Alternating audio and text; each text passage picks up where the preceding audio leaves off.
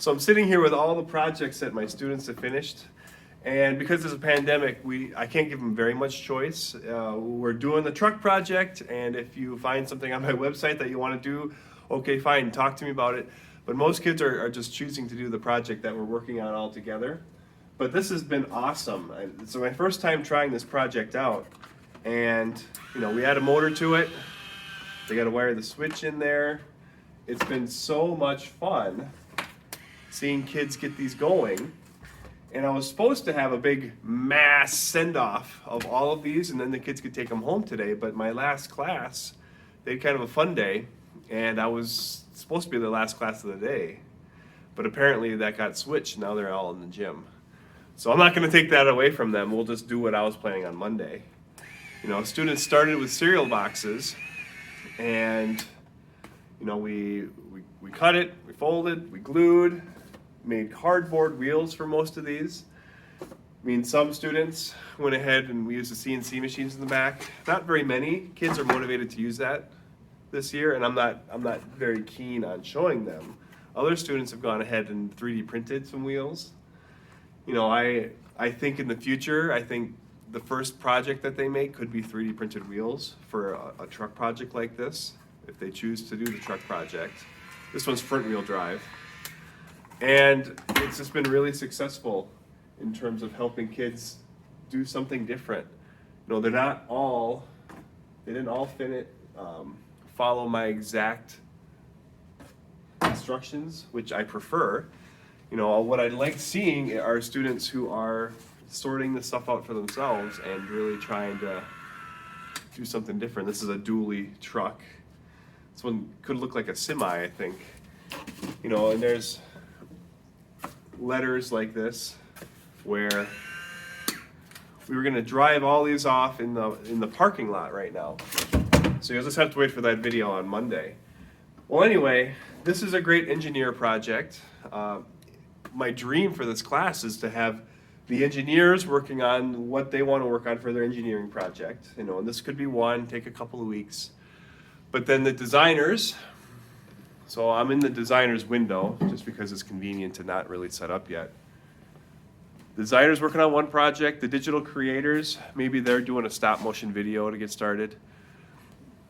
The wordsmiths could be, I'm gonna make some giant magnet poetry pieces that they're gonna be able to swirl around, or they can do a choose your own book in Google Slides.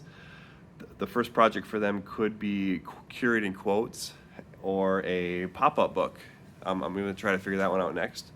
Entrepreneurs, that one's going to be tough. I think what I need kids to try one of these other 5, but not start with entrepreneur. It's a tough one to teach kids. I'm having a hard time. A hacker is someone who's doing something cool with computers, and so I just found a way for kids to use a microbit, kind of like a wireless controller for their Chromebooks. So they could go to Scratch, code, the cat to do something, or they could code a game, and then program a microbit to be a controller that could even speak to them little words as they're playing. And the truck project was for engineers. All of this was for my Innovative Arts class, which is being developed. And, I know I'm fortunate to be in this classroom. Obviously, I've taken over the Fab Lab here at school, and it's been quite the adventure.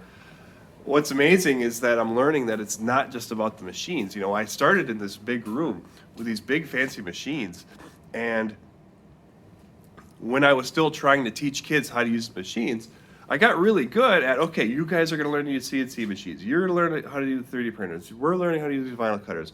These kids are learning how to use the laser cutter. And what ended up happening is that none of the kids really went anywhere with their knowledge.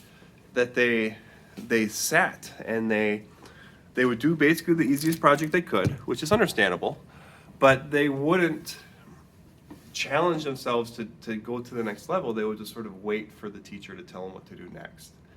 And Innovative Arts class is trying to flip that all on its head. And what I've learned is that starting with stuff like this is way more interesting and gives the kids a lot more drive to do the next thing than learning how a big fancy machine works. The other point I would point out is that 3D printing wheels is a huge step up for what's happening with the 3D printers in this room.